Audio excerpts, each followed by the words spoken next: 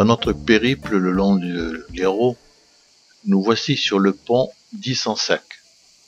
C'est un pont qui a été construit au Moyen-Âge, à une date qui nous est inconnue, probablement au XIVe siècle, et ce pont portait autrefois le nom de pont de Saint-Estève.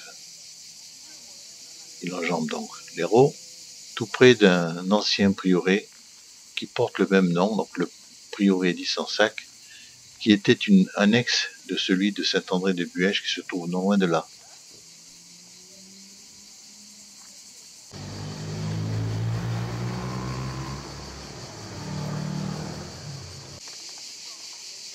Comme souvent, à cette époque, il a dû remplacer un pont qui était à l'origine en bois.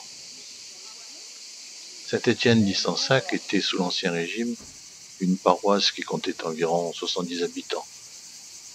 Elle était formée de plusieurs métairies et l'église romane était alors église paroissiale. À côté, l'ancien presbytère est en grande partie ruiné, comme d'ailleurs l'ancienne chapelle voisine qui servait alors d'écurie.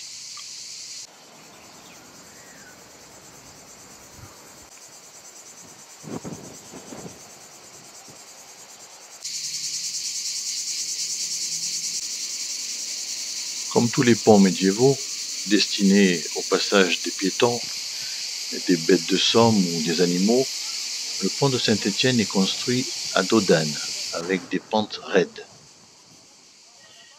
Il a été bâti en pierre de taille et en tuf, provenant certainement de carrières proches.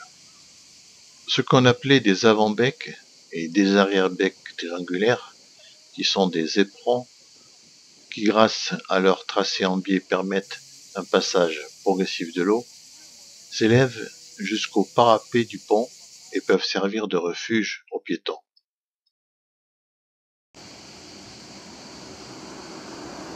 Il mesure environ 60 mètres de long, sa hauteur maximale est de 13,35 m et sa largeur totale de 2,90 m, avec des parapets de 0,70 m de long, sa charge étant limitée à 3 tonnes depuis 1952. Ce pont constitue un lien entre le Bas-Pays et les Cévennes. Il permet de franchir l'Hérault pour rejoindre la rive gauche du fleuve où se trouve la route de Saint-Guilhem à Ganges. Les deux ponts les plus proches de Saint-Étienne sont en aval le pont du Diable, reliant les abbayes de Saint-Guilhem et d'Aniane, et en amont celui de Cadillac,